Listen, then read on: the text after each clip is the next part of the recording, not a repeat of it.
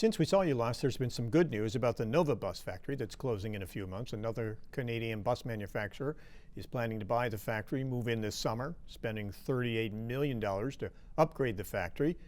An assembly line to build both school buses and commuter buses. Microbird plans to hire up to 350 workers. Many of them could end up being Nova Bus workers who are either still there or who have recently lost their jobs.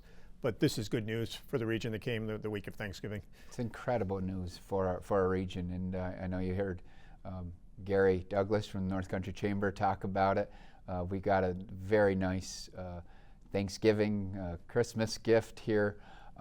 So yes, anytime, in the amount of time that it was done, anytime you can, we're sad to see Nova Bus leave. They had great employees there. I'm sure they are, but anytime you can turn around and get another major manufacturer in there, and getting back to our relationship we have with Quebec companies, how intertwined we are with them, that had a large part of this, always does when we bring companies down. They know that we're opening, that we're open, and we're willing to talk to them, and that we want to see these companies here that employ so many people in our area. The International Olympic Committee has chosen Lake Placid to be a backup site for the sliding events for the 2026 Winter Games if Italy can't get its track built in time. Italy seems to be making good progress on that track now, but if for whatever reason it doesn't make its deadline, Lake Placid would be the backup site. What could that mean for New York State, for Lake Placid, for the region, if in 2 years or less than 2 years, Lake Placid was once again hosting a Winter Olympics? It would be tremendous. It certainly would. But I think just the announcement of being the Plan B option reinvigorates, it puts a spotlight from the international community back into the Adirondacks here in the Lake Placid region. We want to build upon that to say, hey, this is what we have here.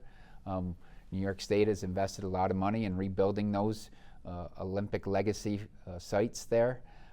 We have some of the best bobsled tracks in the world. We have people rave about it all the time. New ski jumps. We have what people are looking for. We have it right here in the North Country, in the Adirondacks, and I'm excited about it. It's going to continue to build momentum towards maybe something really big in the future. Let me ask you about that. I mean, I know the Winter Olympic Games have already been awarded well into the 2030s.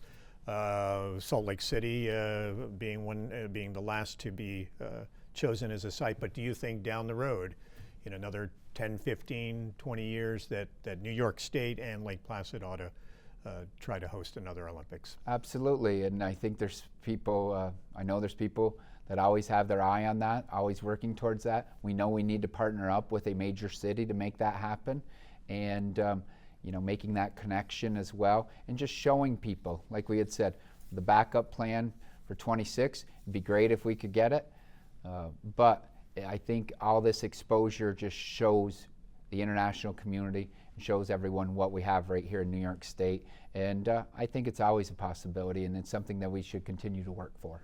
Are you worried that the governor may want more cuts and corrections right on the heels of closing Great Meadow in Washington County, heading into another year? Do you think that will continue from the governor's office, a push to close even more prison facilities? We have to see. I think it's always a concern here. I have, 6 facilities in my district, so always a concern. We'll have to see what she comes out with, but yeah, it's something that we need to keep an eye on, and I would say there's been a lot of cuts in the last several years. I think we should just hold back, reevaluate what we're doing. Any bills that you've already submitted for the upcoming session? I have a new submittal that we will be working on towards the budget.